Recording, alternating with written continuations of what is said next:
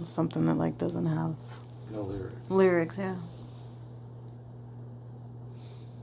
I mean, it's up to you. I don't normally play music in the background. Well, it would help me. I know. Whatever you need, babe. So if you want to find music, go ahead. What about one of those Native American rappers? It's still copyright. Oh yeah, true. I like their music though. They go hard. Do you have something else? Oh, what about the German dubstep? Those don't have lyrics. I would be down with some German dubstep.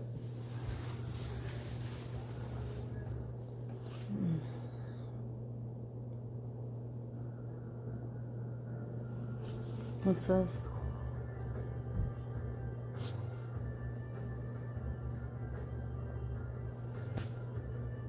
You find something? Industrial metal instrumental. That works. All right. I'm going to start, okay? Okay? All right. Hey. We are, what is this, episode 22. Welcome. It's my podcast, Play With Your Dick, Not Me. Highly requested. I know you already heard him in the background. He is a little nervous, but finally did it. Finally got the love of my life, my gorgeous husband, Tiger, on an episode. So I know that I made a post about letting people know that they can post their questions, because I know some people had some questions for him from a relationship aspect. I know I posted at the last minute. The last time I checked, I didn't see any questions on there. Just, hi, honey. It is your bedtime. Aww. Yep, it's your bedtime. Give me a kiss. It's way past. Actually, no. Oh wait, no, it isn't. You have 27 more minutes. My bad. Put it in my phone. Fine, I guess. I love you. Love you. I don't know why I keep thinking your guys' close the door, baby. I don't know why I keep thinking your guys' bedtime is at 8:30. What? What, baby? What? Hi. Love you. You gonna give your dad a hug? Okay, thank you. Life with kids. So yeah, it's okay. I know that Amber had posted about being excited about it, but I didn't see any questions the last time I checked. That's okay. It was last minute, so no worries. Do you want to say hi? Hi. He's really nervous. I did have a topic, but I don't think that you want to do this one, so I just figured we would just talk with whatever came to mind. Yeah. But I will tell you that this morning when I was driving to work, I started thinking about my walls and my abandonment wounds, and something that came to my mind was all the times that I've been like so quick to like throw my walls up during an argument and just be like, oh, maybe we should just get divorced, or maybe we should just break up. I was thinking about it this morning, and it was just like, you saw through like all my bullshit. My walls and all of that stuff was not a deterrent or threatening to you. It was like you were saying, communicating to me, I see your walls and I raise you love. That's what came to my mind this morning. So I wanted to tell you, like, because anybody other than you wouldn't have put up with even half the bullshit that I've like put you through, and the walls that I throw up, and how I created cracks in our marriage by every time I would go to that place and be like, well, maybe we should just break up, maybe we should do a divorce. Like, I created those cracks in our relationship by constantly taking it to that place, because I was so used to being abandoned that I had this mindset of like, I'm going to hurt you before you hurt me. I'm going to leave you before you leave me. And so, you know, I would put you through that. when really, like, you would regulate my nervous system, like, we're just having an argument. This doesn't have to be the end. Like, why do you always go to that place of it's the end? But, like, my point is, my abandonment wounds didn't scare you away. Like, you knew exactly how to handle them, even if I was hurting you by saying those things to you. Like, I was, you know what I mean? So I don't know. It came to my mind this morning, and I meant to tell you. So, do you see what I'm saying, though? Yeah. Okay. But yeah, that was just off topic. But I was thinking about it this morning when I was driving to work. So, but yeah, it was like, you were like, I see your abandonment wounds, and I raise you love. That's what came to my mind. Oh. Does that make sense? Even though I don't know shit about gambling or cards or anything, that's just what came to my mind. Yeah. Isn't that poker? Like, I raise you. Yeah, but I get what your reference. Trying to reference there.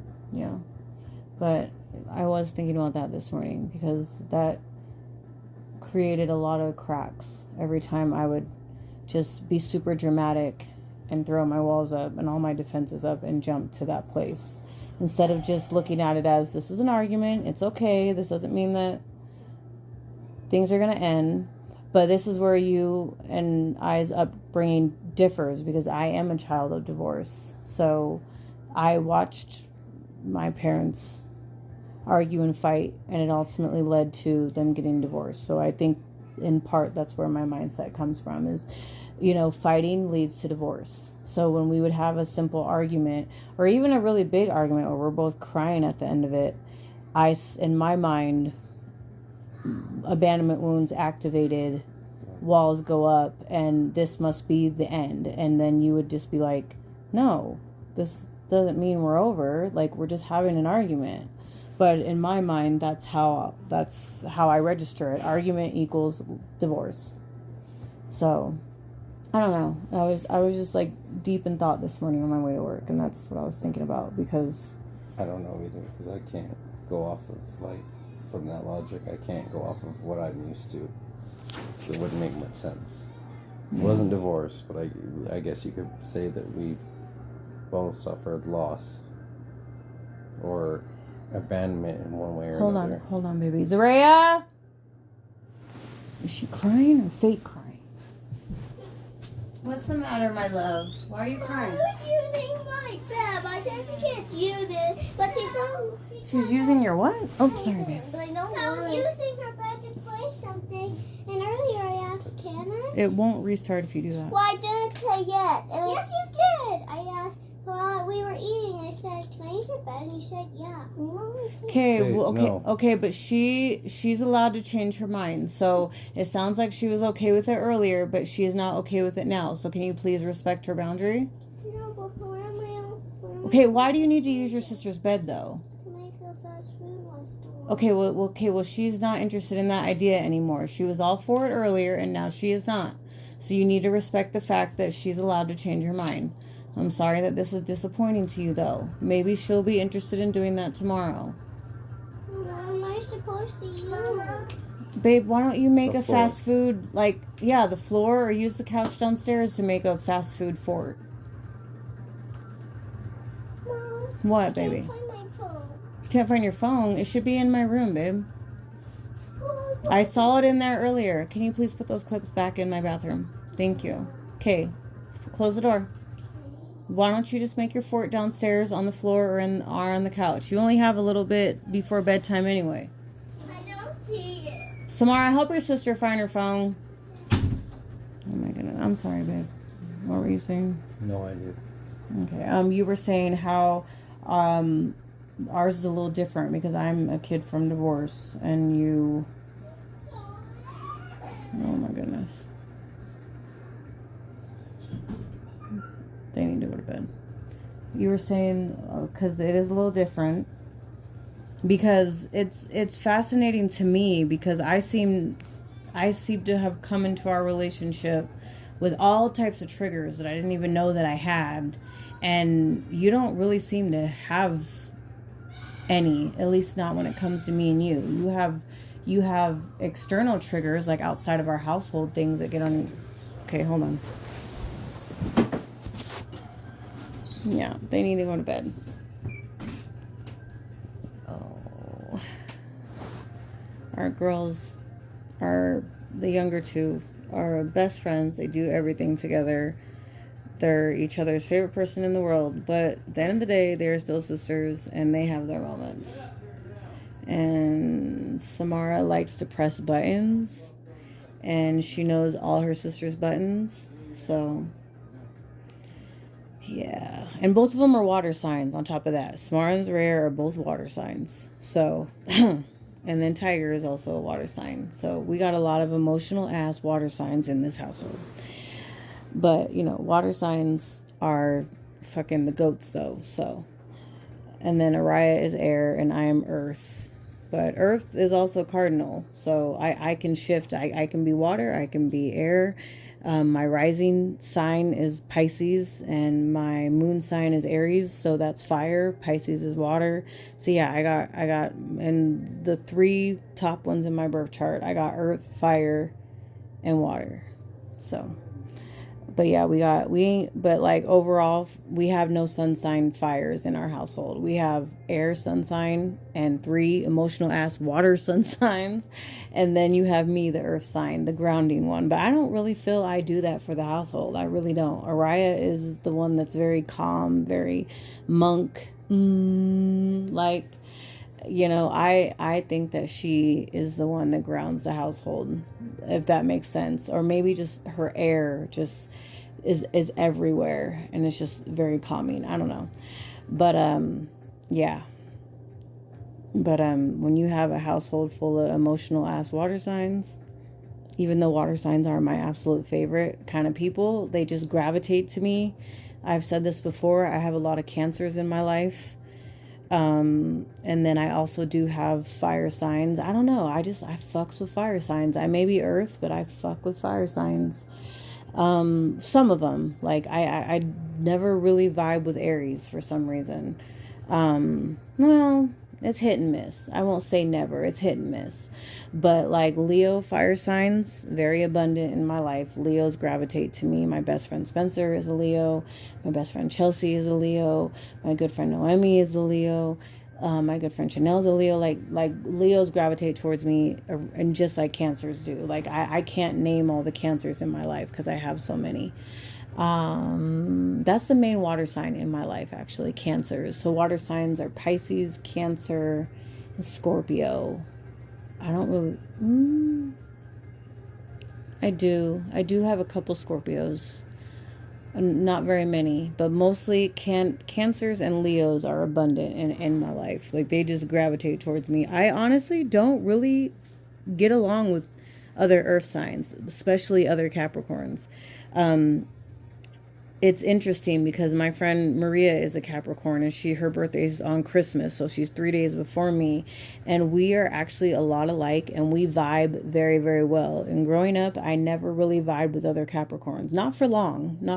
Like there was a lot of headbutting, so I've always been like kind of anti-Capricorn, even though I'm a December Capricorn. But like Maria has definitely changed my perspective and started to show me that I can vibe with other Capricorns. Like it could just be that her whole birth chart might be very similar to mine or in contrast, because I seem to feel like I vibe with people that are like completely different than me, like in a lot of ways. But if they're extremely empathic, if they're or just full of empathy, like how, you know, wear their hearts on their sleeves, they just walk around like people with hearts living outside their body. Like I'm definitely gonna vibe with those kind of people, the kind of people that just love to fucking love and love to take care of people and be kind. Like it doesn't matter what sign you are. Like and water signs are abundant in that. I think that's why we vibe so much, because water signs are so empathetic, they're so caring, they're so loving, they're so understanding, they're so accepting, and those are the kinds of people I fucks with. And so I feel like anybody that has water signs in their chart, I'm just going to instantly vibe with y'all. Like, because that is what I'm attracted to, is kind, loving, people that walk around with their hearts outside their bodies. Like those are the kind of people that I gravitate towards and gravitate towards me, and the kind of people that I only want in my life. are those fucking empathetic people that just love people, and they feel people's energy, and they care about people's feelings. And that's my motherfucking tribe. And so water signs are abundant in my life because they are just naturally empathetic, sympathetic, loving, deep, like caring. They hold on to every single word that you say. You have their full attention, and they just have these big fucking hearts. So like, I love that I have Pisces in my chart. Like, I love that I have some water in my chart, because the water signs are absolutely the most loving, caring, just just amazing souls. Like, I'm not knocking on fire or earth signs, but in my experience, water signs are the fucking goats. Like, don't get me wrong, like I said, I have my Leo friends that I love and gravitate to me as well, and they're fire, and if anything, fire signs inspire the shit out of me. I love how brave they are. I love how bold they are. I love how they're very much like, if I'm too much, bitch, go find less. Like, this is me. Like, take it or leave it. Like, I respect the fuck out of that. Like, they know who the fuck they are, and they're secure in who they are, Tiger has been gone a while. I don't even know if he's coming back. This was very nerve-wracking for him. He's very shy. He's very introverted. I'm the only person that gets to see the uncut, raw, real, layered down him. Like, he's very, very guarded to the rest of the world. Like, when I tell people that he is funny, like, people are shocked by that, because they're like, he's so quiet. Hi, babe. Where's your daddy? Hey, what's wrong? Are you still fighting with your sister? I'm really gonna need y'all to make up before bed. Good night. I love you. Where's your dad? Okay, go get your melatonin and go to bed. I love you. I love you. Oh, good girl. I love you. I already gave her medicine. Are you coming back or no? Yeah. Okay. Okay, I love you. Sleep good. Sweet dreams. Shut the door, babe. Mama? What, my love? When you get out of the shower, can you take a night talk? Yes, I will. Yes, I will. I love you. But yeah, Leo's, like, I want to be them when I grow up, because just the fucking, just being very secure about who you are, you know what I mean? And just like, I mean, they say like Capricorns are the motherfucking boss, but Leos, man, like, them too. Like, they speak, you fucking shut the fuck up and listen, But so yeah, fire, particularly Leo, a little bit of Scorpio, and water signs are absolutely abundant in my life. And Maria is probably the only other earth sign besides me, and we balance each other out very well. So yeah, thank you for going out there and using your dad voice and regulating the fuck out of the household.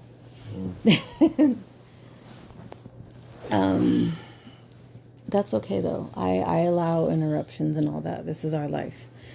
What are we talking about? That's what Bill Burr does. Yeah, I know. I know. I remember the few episodes I listened to with you. I respected the hell out of that. It's like, this is my real life. I'm not gonna edit shit out. Like, my kid's gonna come in the room. My wife's gonna ask me a question. Like, this is real. So. Just call me your wife. No, I'm referring to like Bill Burr. Like the episodes I've listened to with you. Like, he doesn't like edit. He doesn't stop. If his wife comes in and asks a question, you're gonna hear her ask it live. Like, he's gonna answer her. His kids, like, that's real, authentic, raw podcasting. I feel like you're essentially sharing your real ass life. So why are you editing that stuff out? And I was just...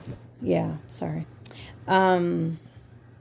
So throughout the zillions of years that you and I have been together, you can be triggered by the external world, the world outside of our household. But when it comes to like you and I, or you, I, and the kids, you don't seem to have triggers. Like I have multiple within our relationship, and ones that you didn't even create. But when so you were my first safe space. And I did an episode about this a couple episodes back, about how, because I've watched videos of therapists explaining this and stuff, and it's like, okay, I'm finally safe. Why is all my trauma now spilling out of me now that I'm safe? And it's because before that I was always in survival mode, and you were my first safe space I ever experienced. So even though you weren't responsible for those triggers or that trauma, you're the one that got a front row seat to me releasing all of it. And so that's always what's always been fascinating to me, is I've done that for years and you've gotten a front row seat, but you've never really, you know what I mean? You know what I'm saying?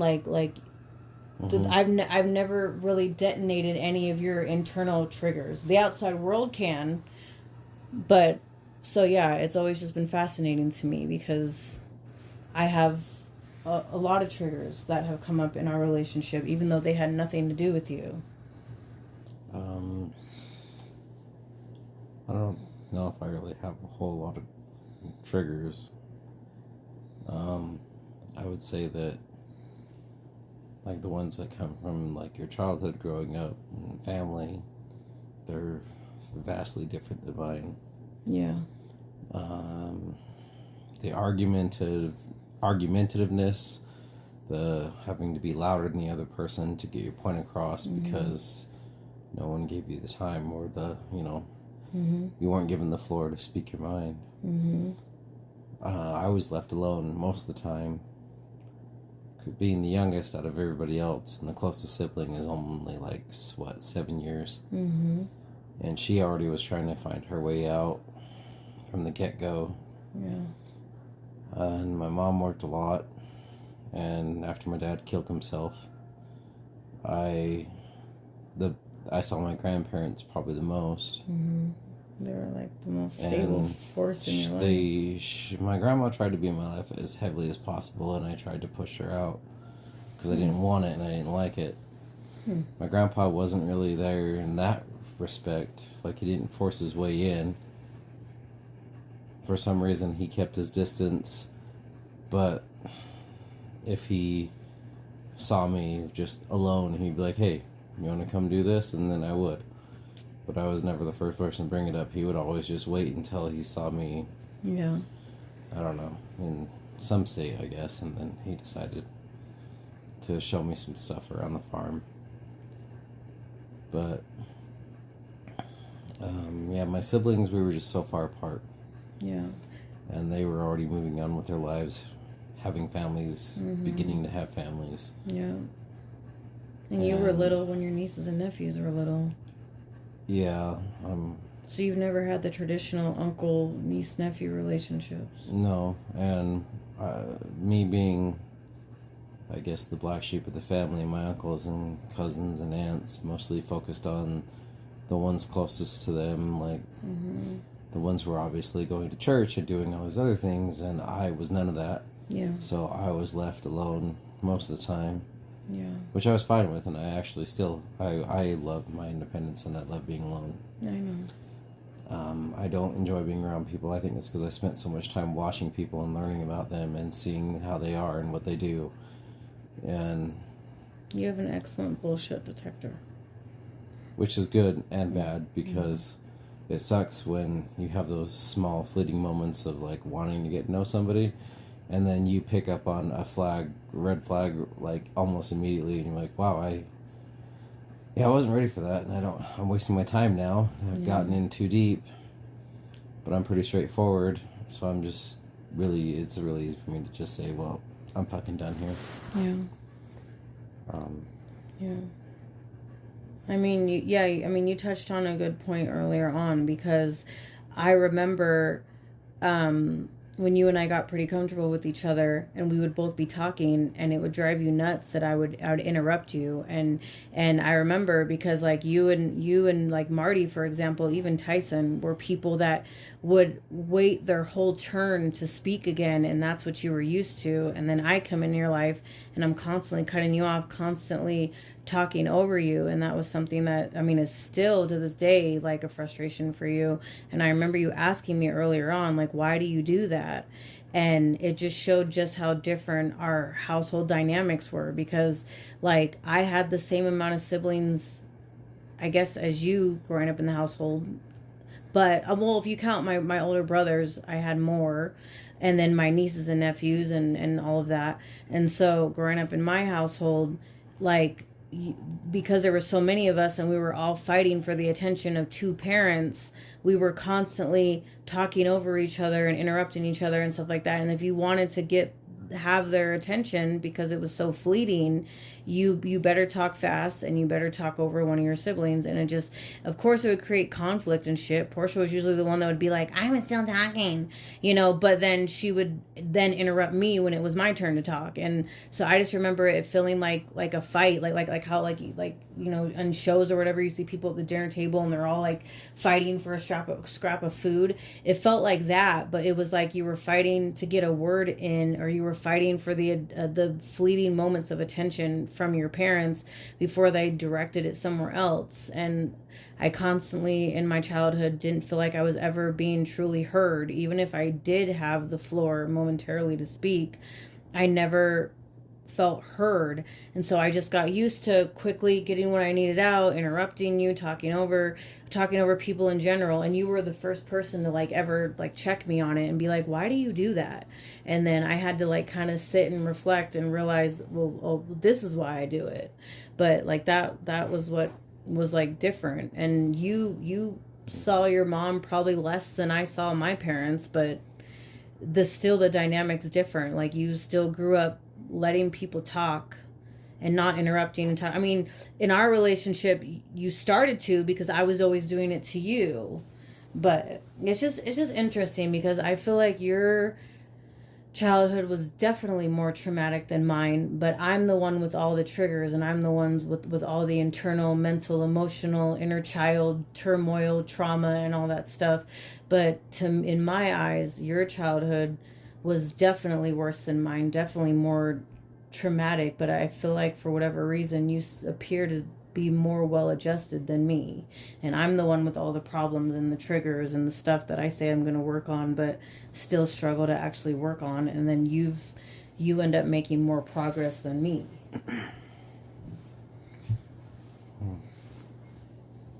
So I don't know, it's weird. I don't know, it's just interesting. I mean, I think it has to in part go into like, because each individual processes their trauma like differently, and I don't know. So yeah, can't say that I necessarily deal with it better than you, or perhaps I have less reactiveness or something. But I think given the physical and sexual abuse and everything I went through as a kid, it's never been one of those things where it's like I think about, or I try, or something brings me back to it. Yeah. It's more, for me, I worked really hard to push past it and not think about it, even in my teenage years, where, granted, once I got on like medication and my mom forced me to go into therapy, I was a zombie for quite a few years, somewhere between middle school and high school. Like there's so many big gaps that I can't remember anyone or anything. And I didn't even get off it until I was like 16. And then I graduated when I was 17. So it wasn't a whole lot of time for me to focus on school or anything else. And that's why I made up so many credits at the end of the year, my last year of high school. Yeah. Just to even be able to graduate. But once I got off all the medication, I was able to even make a coherent thought. my first thought was like, I want to be done with this. Like, I want to get away with this, get away from this. And that's when I started try to get a job, get out, put money away, leave, get my own place. And I did. And like, my sisters did all that, but they waited for somebody. They waited to get a husband or a boyfriend to get them out of that situation. And I wasn't like that. Like, I didn't want someone to, I wanted to get out and be on my own and get away from it. Yeah. And even now to this day, I keep my mom at like arm's length or further as far as possible sometimes. Yeah. But it just reminds me of the car crash theory, because I remember when I had just barely finally made that decision for my peace and mental health to go no contact with all the toxic people in my family. I remember thinking like, okay, my siblings grew up in the same household as me. I saw things happen to them, like, I mean, I remember like, Portia, I was sick and my dad was putting Portia and Tommy to sleep, and he kept like hissing at Portia because she kept being loud and I was asleep because I was sick, and he kept telling her like, shut up, you need to be quiet, and Portia just kept talking loud, and then he resorted to choking her and then walked out of the room. And then I because I was awake for the whole thing, and I remember like Tommy coming in the room and consoling her, and it was just, those are one of the memories. And I'm like, okay, you were in the same household I was, stuff happened to you too, the man that raised us lost his shit on you too, like, so why are y'all so loyal? Why are you guys protecting and defending this person? And like, I remember like when I was on Reddit around that time, just looking for like sources that were like, that would validate, because I had a lot of guilt going no contact. I was looking for like books and gravitating towards books and podcasts and texts that supported and validated and resonated with me that I made the right decision to go no contact. And I remember being on Reddit and being on one of those like no contact, no family threads, and someone had asked a similar question, like, why is it that you can grow up in the household with your siblings and you all have the same parent, but one of you breaks the cycle and leaves the family, and then another person defends the parent even though they've been abusive? And everyone has a different experience, and it's one, we all get a different version of our parent, and two, the car crash theory of like, imagine 4 people in a car crash and they happen to all survive, but they all come out of the experience differently. One may be extremely affected, the other one may be like whatever, and the other person may be a little affected, but like they suppress it, or like they all come out with a different experience, was the point it was making, because I needed to rationalize that in my head, because I'm standing alone. I'm by myself. I'm the only person in this huge family network that sees the dysfunction. And I remember asking you, I think it was at the pool, the last visit that my parents came out, and I started to feel ambushed because I looked around the pool, and all of a sudden there's Tasia, there's Joanne, all of a sudden they just materialized out of nowhere. And this was supposed to be a nice pool day with my parents and our kids and us. And then all of a sudden random family members are popping up. I'm feeling ambushed. I'm feeling like they're all about to gang up on me. And I remember I asked you, am I the problem? Because you could already tell that I was starting to disassociate. I was getting quiet. I wasn't being present with you. And I said, am I the problem? Because I'm the only person that sees the dysfunction. The rest of the family thinks that they're fantastic and wonderful and there's nothing wrong with them. They're not narcissistic. They're not toxic. But here I am standing alone, and I'm like, y'all are a fucking problem. And I remember thinking like, but is it me? Because all these people think they're great. I mean, Sarah, to an extent, sees the dysfunction, but she stays in it because it's the only family she has. But I know she sees it because she is also the black sheep like me and would get treated like shit as well. But I remember asking you, because I did start wondering, like, why am I the only one breaking the cycle? And I remember like you saying to me like, no, like there's nothing wrong with you. You're not the problem. You're just the first person to like stand up and see the dysfunction and be like, no, I don't want to be a part of this. Like this is ridiculous. And that was, I don't know. I don't know. It's interesting because when we've talked about this before, and you and I, neither one of us can wrap our heads around, because you're like me, you see the dysfunction and you call it out and you're like, no, I'm going to create some distance between the rest of you. And like, we can't wrap our minds around the fact that, yes, you guys got different versions of your mom, but just like me, you can't wrap your brain around the loyalty that your siblings have or whatever. And we can really just chalk it up to everybody processes grief or not grief, but trauma and all that differently. And everybody heals at different rates or suppresses or whatever, But I will say that you and I are very similar, even though our wounds are different. We were the ones to like call bullshit on our toxic family dynamics and accepted the fact that we were the black sheep, and we were fine with that if we got to keep our peace and mental health. Like we've always agreed and seen eye to eye on that. Yeah, that makes sense.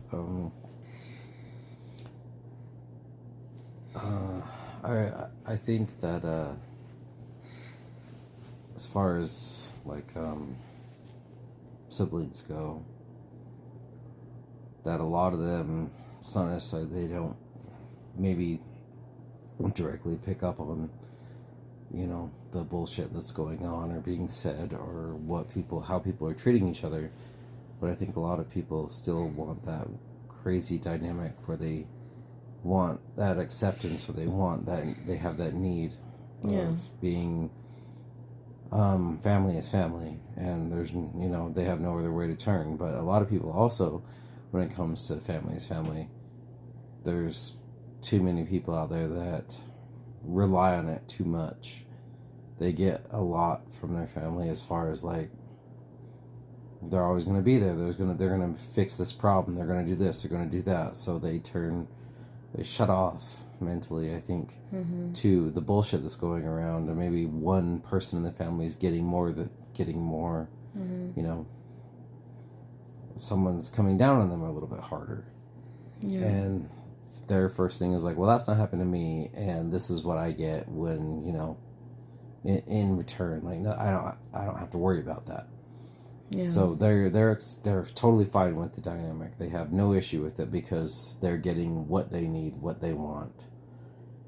And I mean, every family needs a scapegoat, and I don't know about you, but I was definitely mine. So yeah. But I can't rectify it, because there was just tons of instances where like Portia was a source of my dad's rage, or Tommy was a source of his rage. I mean, Tommy, it's a whole different dynamic, but like, I don't know. I've accepted it. Everybody processes things differently.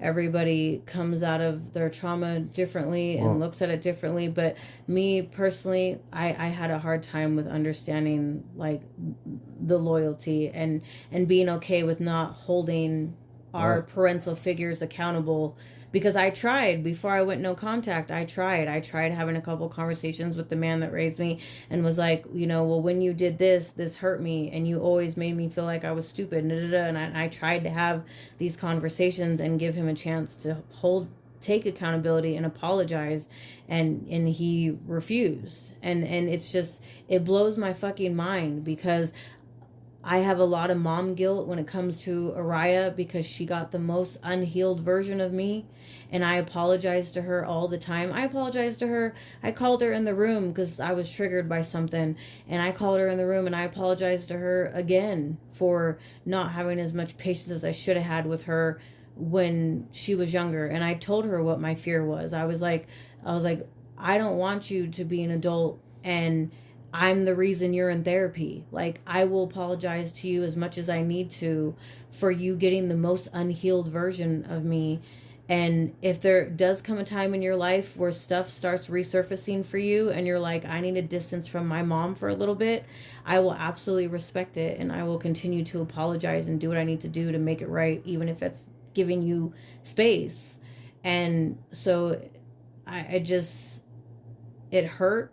And it also blew my mind that I'm telling you how you hurt me. I'm giving you examples, and you're gaslighting, you're not taking accountability, and you're not apologizing.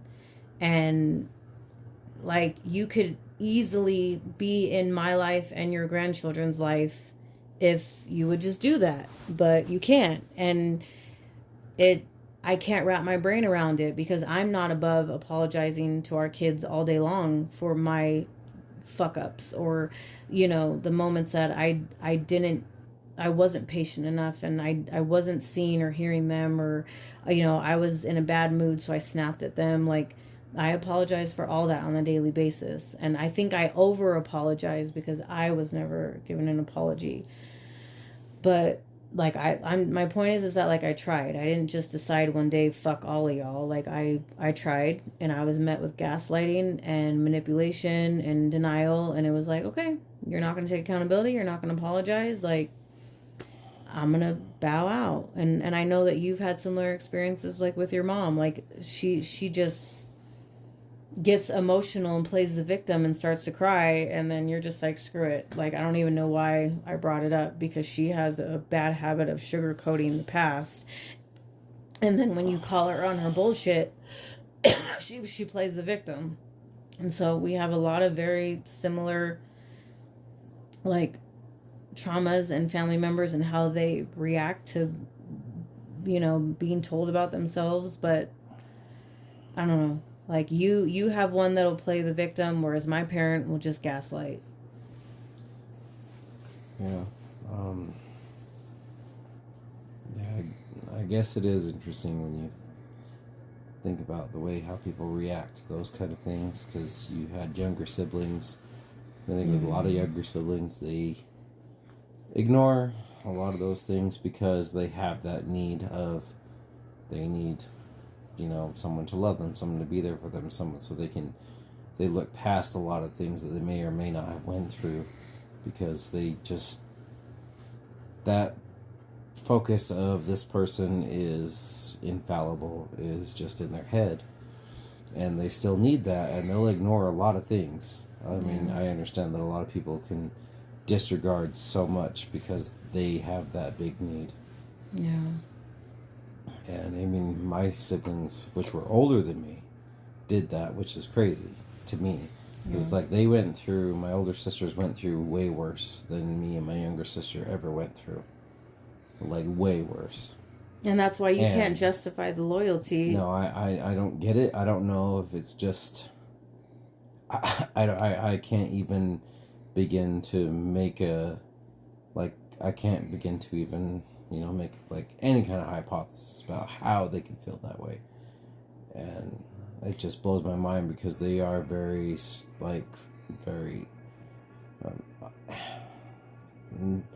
just really there for my mom and all that. But it's really strange. Like, I don't understand where it comes from. If anyone was going to act out or be like, back away or say fuck you, I figured it would be them. My theory is that maybe they did some healing or therapy that they just never discussed, and that's how they could get to a place of forgiveness. That's my theory. I mean, that's their story to tell, but that was my theory. But you don't agree? No, because I think a lot of the times, I'm not going to get into their personal lives, but no, I don't think they ever did any of those things. I could say from all the years and everything that I've witnessed and been there around, like, especially the events in their lives, no.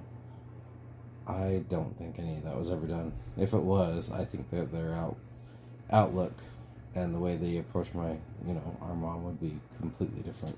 Yeah. I think they're still broken in a way, and they still have that want and need for my mom, which is why they go to her as strongly as they do. Which is fine if that's how they want to do it. You know, they have their own lives that they focus on, but they allow her to weigh in way too much in their life when, you know, they don't need to allow that, but that's whatever. I don't know. I didn't go through what they did. I wasn't there, you know, I didn't experience what they did, so that's totally their decision. Yeah. I mean, we've talked about this before, and I remember that when you and I were binge watching Roseanne around the time we had Zaria, and that was the episode that stuck out to me the most of all the episodes of Roseanne, was the one when they find Roseanne and Jackie find out that their parents are coming to visit. And usually Roseanne and Jackie were super close. They got along really good. Roseanne and Dan had a relatively good relationship. But as soon as Roseanne and Jackie became aware that their parents were coming into town, the household just got turned upside down. Like, all of a sudden Roseanne's on edge, Jackie's on edge, they're arguing, Roseanne and Dan are arguing, and it resonated heavily with me because I was like, that's exactly how our household turns. Like, before I went no contact, when I would tell you, oh, my parents are coming to visit, it's like the air left the room as soon as I would tell you that, because you knew innately, okay, she's going to be stressed out for the next month. She's going to disassociate. She's going to be here but not be here. She's not going to be present with me or the kids.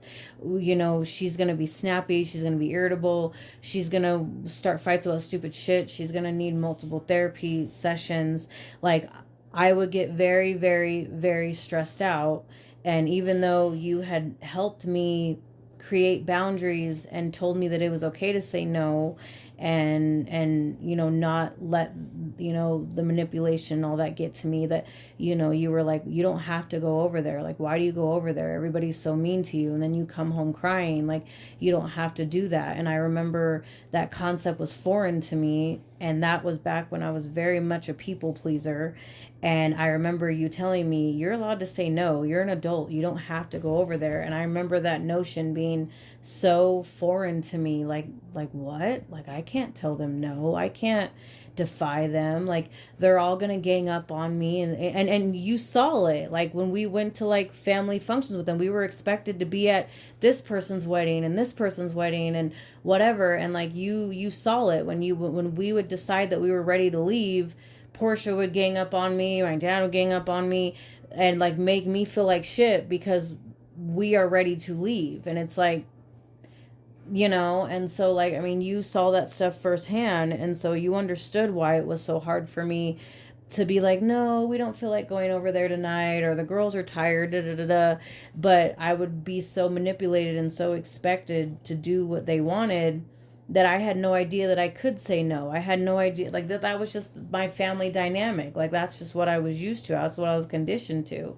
I didn't know I could set boundaries. I didn't know that I could say no. But yeah, like, I remember saying that, like, I would truly feel like I failed as a parent if, when our daughters are older, the idea of us calling them and being like, hey, we're going to come visit.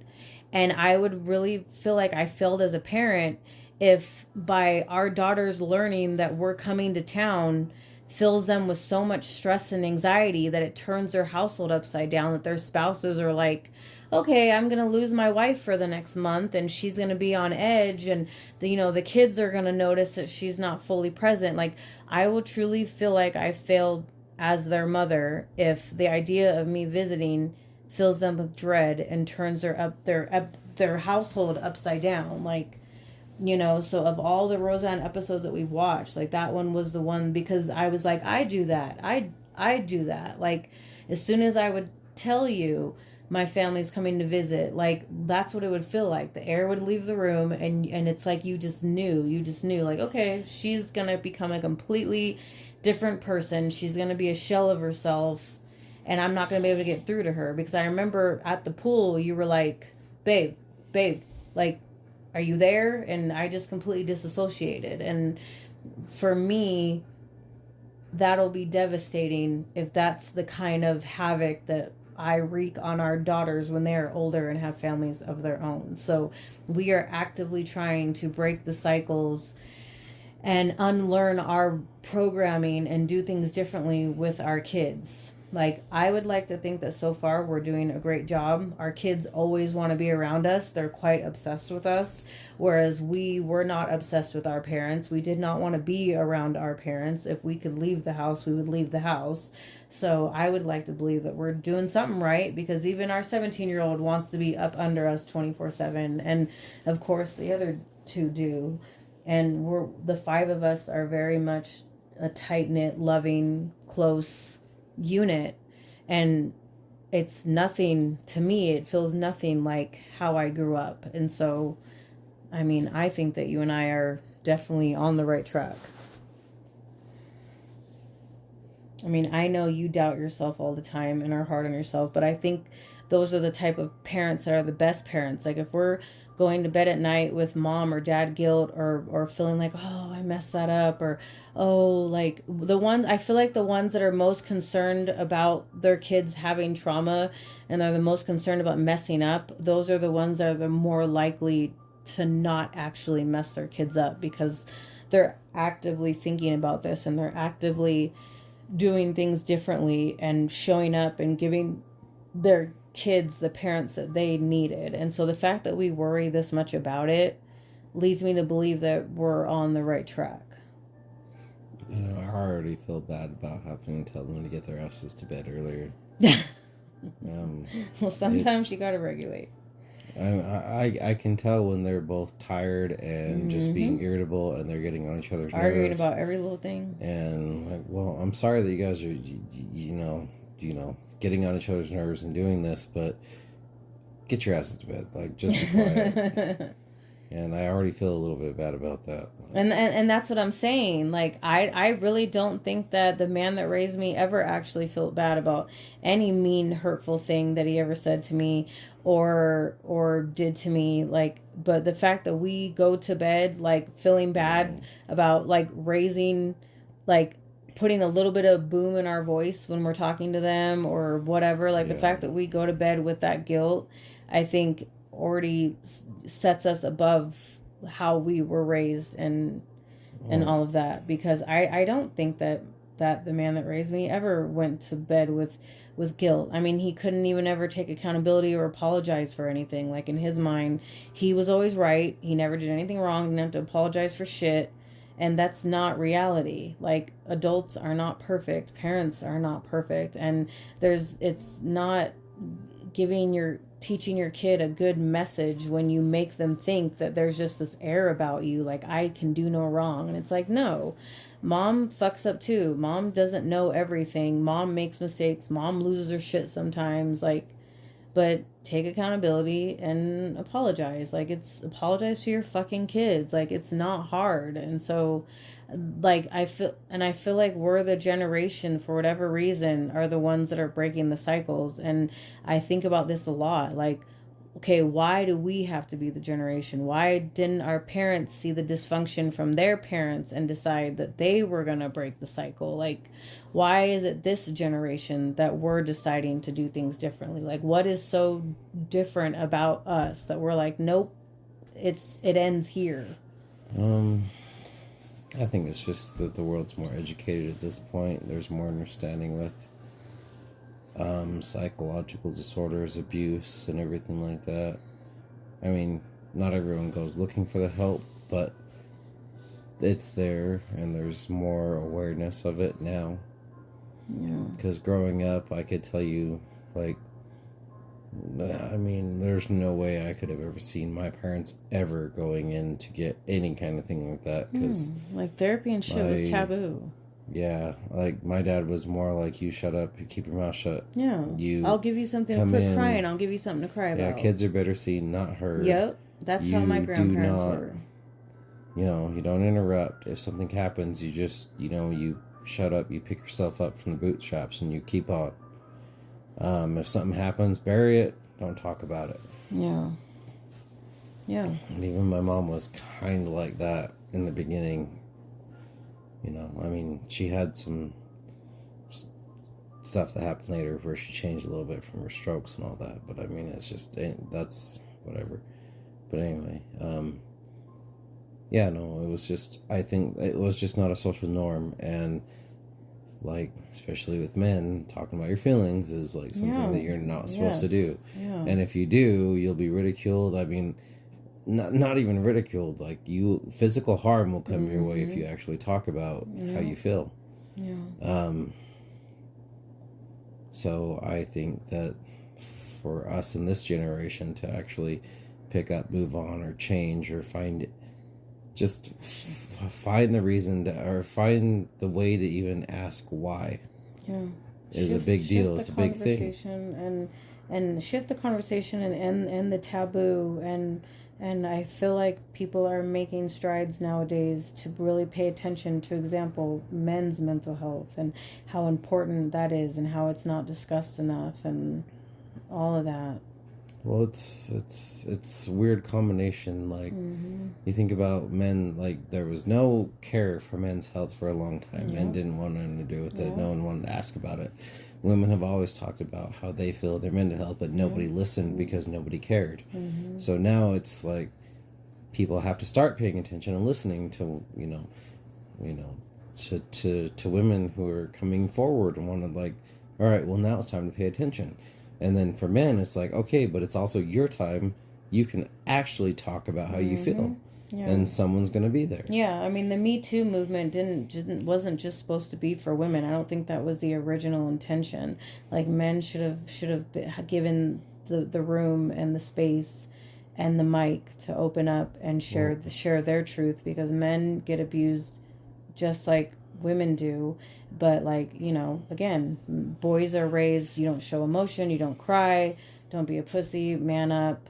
And so I think that's why the suicide rate is so much higher for men, because they're taught to not express emotion. They're taught to not feel. They're taught to, I don't know, essentially be a fucking robot. And, like, that's not fair. It's kind of like making boys and men as a whole, like, not fully human, because to be human you should be able to feel and express your emotions. And so it's crazy.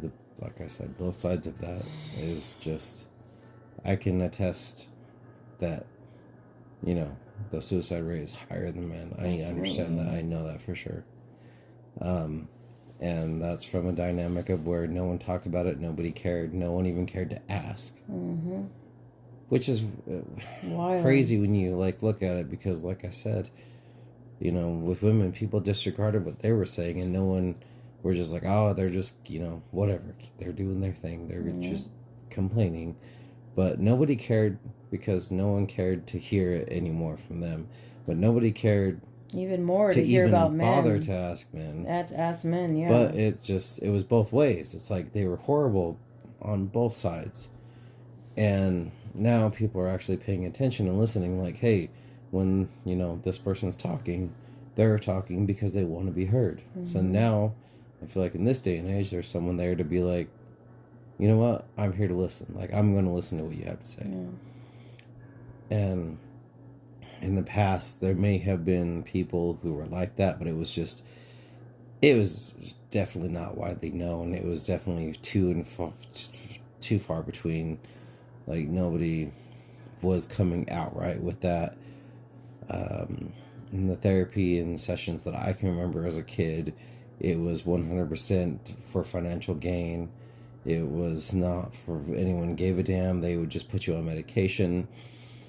I mean, I later on found out the medication I was on was to treat schizophrenia, to treat people who had multiple personality disorders.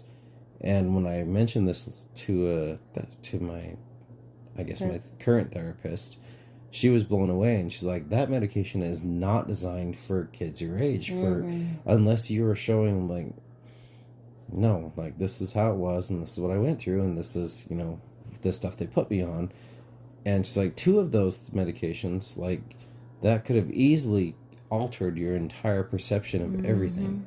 Yep. But that's scary. And that's just what it was, because they were quick to, like, what was the quickest way to shut this person up? Put him on this medication, give him this, Oh, you got this going on? All right, we'll take these. And, let me know how you go next week. And once they come in and they're like, oh, I guess I'm good. They're like, oh, well, sounds like medication's helping. But it's not. It's basically dumbed the individual down.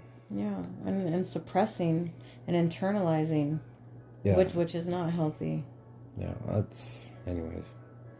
What other topics do you have? Because I don't do different segments. Yeah. I mean, the episode's already about to be an hour. So, I mean, if you're... I actually thought I was only going to get you for 30 minutes. So, the fact that we just went this long is fantastic. And I'm very proud of you for sharing. Some pretty horrible things from, like, what's... I mean, we went in pretty deep and hot and heavy from the jump. But I'm very proud of you for sharing. I didn't quite know what direction this episode was going to go in, and so I just love you so much, and I appreciate you finally being on an episode, and I appreciate you sharing and speaking your truth. I mean, this is probably the most rawest episode that I've had. I mean, Chelsea and I opened up on and touched on a couple topics and childhood and trauma and all that a little bit, but like this was way more in depth and raw, and I mean, depending on who's listening, it'll probably upset some people, but we are speaking our truth, and like, it is what it is, take it or leave it. Like, this is our truth, and you can't deny what our reality, what our truth was, what how our wounds, how our trauma, how it happened to us, and how we processed it and coped and all of that. Like you can't negate someone's truth or gaslight or whatever when it comes to their lived experience, and they're speaking their truth, and so, like, you can take it or leave it, choose to believe it, not believe it, choose to drop it, spin it, reverse it, deny it, whatever, to fit your whatever helps you sleep at night. But, like, at the end of the day, like, this is our fucking truth, this is our lived experience, and this is how we digested it and processed it, but I'm proud of you for sharing. I have gotten to such a place in my healing out loud journey that I don't give a fuck how my truth makes anybody feel. So I don't care. I know that I have family members that have been lurking, and even though I block them, they somehow get access to my shit. Like, these people know who they are. And so I don't care if they I don't care if they run back to the group and report. Like, I don't give a fuck. The story's not changing. Like, this is my lived experience. This is my truth. I mean, I can tell a whole lot more, but I haven't done a wounds, trauma, talking about inner child, past stuff in a while, like in several episodes, and I had been wanting to kind of touch on this again.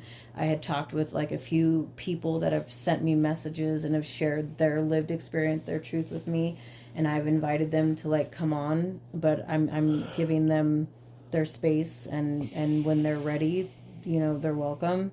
But I did want to expand and do more episodes like this because they've been the most resonating for listeners. So, but yeah, I love you, and I'm very proud of you for sharing, and I appreciate you. What are you gonna call this episode? Raw dogging. What? Raw dogging. Isn't that when you fuck without a condom? Yeah. You're so weird. I thought you were gonna. The condoms are supposed to be keeping you safe, and we're talking about as raw as possible. So I get it. I guess we just raw dogged this whole fucking episode. We just shot the club up in this whole fucking episode. No, I thought you were doing like a wrestling. I didn't say no one got pregnant. What the fuck do you mean shot the club up? Same thing. Raw dogging, shot the clover. Either Yeah, way, you you're can raw doing it. dog Either pull way, out. you're doing it without a condom. You ain't got to shoot nobody. You can go in there raw dog and like leave in a polite manner. Do a what is it called? What is it Don't called? be violent. What is it called? A Scottish exit or an Irish exit, where you just fucking don't say shit and leave. What is that? An Irish goodbye. Yeah. I wish I could implement that into my real American life. Just fucking Irish goodbye. Marty people. used to yell at me because I would literally leave places without I saying could a totally, word. I could totally see you doing a fucking Irish I goodbye. would be sitting there taking a sip of a drink and be like, and it's time to fuck out. And then Well, get a I mean, phone that's call more on my courtesy. way home, and I get a phone call like, where the fuck you at? Like, about 5 minutes from my house. I was done and I was ready to go, and I didn't say bye to anybody. There's just a silent, like, beauty to just being just. I don't know. I would be totally fine if it got normalized in society that when people were done with other people, done with the conversation, done with the atmosphere, they just turned and left. Didn't say a damn thing to anybody. I have no problem like talking with somebody and then we could be laughing, smiling. And then men laugh. I would You're look like, at okay, them bye. without saying a word and give them that little half nod, and I walk around, leave. Just turn right around, go out the door, go home. I mean, that's more than. But most people usually take that as like, well, what the fuck? I mean, that's more courtesy Well, than it's an like, Irish no. goodbye. I mean, you remember fucking Broad City, what's his name? Hannibal, I forget his last name, the comedian, where like they would just be walking down some street in New York, and then he'd be walking behind them, and all of a sudden just climb into a taxi, and they turn around and be like, "Where's Lincoln going?" Oh, he's Irish. That's how he says goodbye. He didn't say bye or shit. He just got in a taxi and left. Like, that shit was just fucking hilarious to me. And I keep saying this woman's name wrong. I read her book and I've referenced her several times in episodes, and Kayla brought it to my attention today.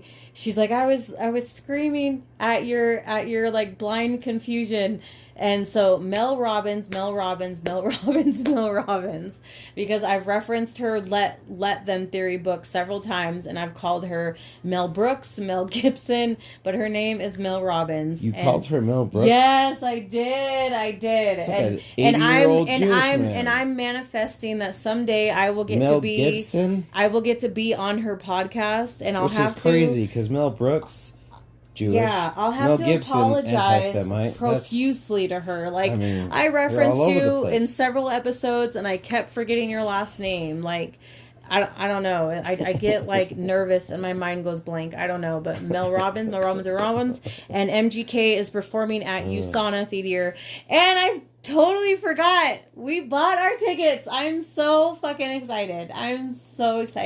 And we're gonna be right super close. This will be my first concert where we're just gonna be right there. I'm so excited, and thank you so much for agreeing to go with me, even though you are not a fan for whatever reason of MGK. But I'm thank you very much, and I'm so fucking excited. So thank you for indulging me in this and going with me. And yeah, I'm so fucking excited. I actually forgot. I don't know how I forgot that already, but yeah. But I love you, and thank you for being on this episode, and I hope that we can do more in the future because this went better than I expected.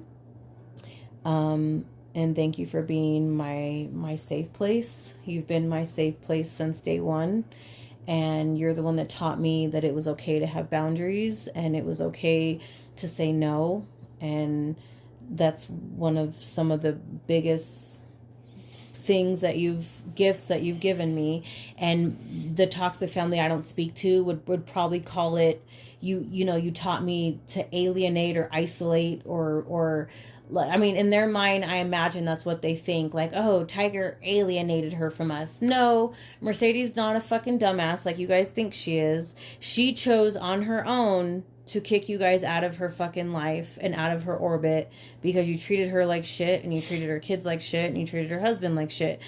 Tiger had nothing to do with it. He just supported my decision. So, but I'm sure that that's what they tell everybody, and that's how they sleep at night. and absolve themselves from any blame or accountability is they probably blame you for it all. Like, oh, Tiger just brainwashed and alienated her. No, he didn't. Tiger taught me boundaries and that it was okay to say no and stand up for myself and to think for myself, because I was never allowed to do that when I was part of that toxic dynamic. So, I mean, they can think what they want, whatever helps them sleep at night. But you helped me. Yeah, they can you helped me get access to my peace and my mental health.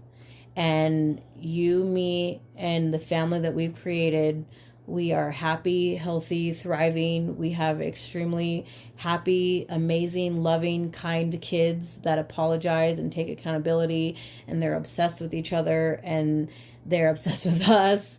And we created something beautiful. And you did that. Like you did that. I mean, it was just me and Araya, and we were kind of a broken family, and you made us whole, and then we added to it. And so I love you very much, and you are absolutely the best thing to ever happen to me. And then we created other little best things to happen to us, and then, you know, Araya was already a best thing to happen to me, and we created this beautiful family. Yeah. Well, I love you too, and I appreciate our 3 little baked cream pies that we have. Oh my God. Tiger. And after this is over, speaking of raw dogging. Oh my God.